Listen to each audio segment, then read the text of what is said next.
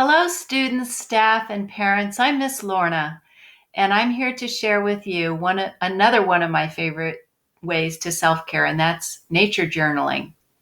When I'm frustrated or impatient or worried or concerned, I just need to take a break. And what better way to do that than to nature journal?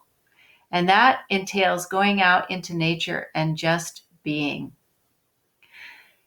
and noticing things that might normally have not grabbed your attention. It might be a fragrance, it might be texture or color. There's a very famous nature journalist. His name is John Muir Laws. And he says, quote, nature journaling supercharges your appreciation of nature. So one of the ways that I do that is I go out and sketch. Nothing fussy, not too much detail. The idea is just to capture whatever your senses are registering. It might be the color, it might be the shape, the size, the texture, the fragrance, the imperfections, the perfections.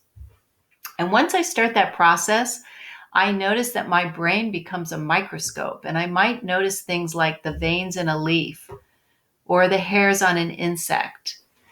And as I start to focus deeply, whatever that worry or concern or frustration was takes a back seat. Another way to commune with nature is to maybe take a picture. And when you do that, notice when you change the angle, does the color or the shape change? You might even take a video if it's mobile or if there's some cool sounds in the back. While I'm sketching, I wonder. And part of that is wondering where that little creature came from. How did he get there? Did he fly? Did he crawl? What does he eat? And as I start to wonder, I notate little things, little questions, and write them on my sketch. And I'm going to share with you Lyle.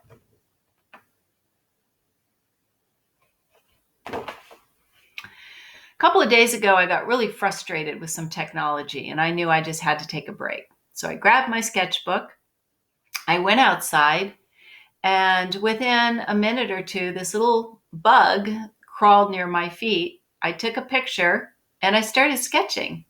And as I started sketching, I noticed it was a beetle.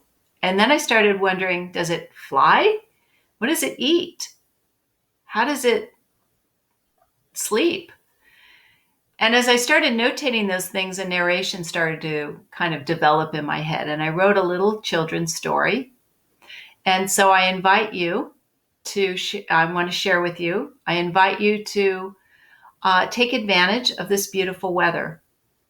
And if you're feeling frustrated, go out into nature and either just be, sketch, take a picture, a video, or write a story about something that you wouldn't have normally noticed. And if you do any one of those things, I would love it if you share it with me. It's a great way for us to be connected. And until next week, I encourage you, whatever your self-care method is, to delve into it deeply during this time. It's a really good way to connect with your mind, your body, and your inner self. See you next week.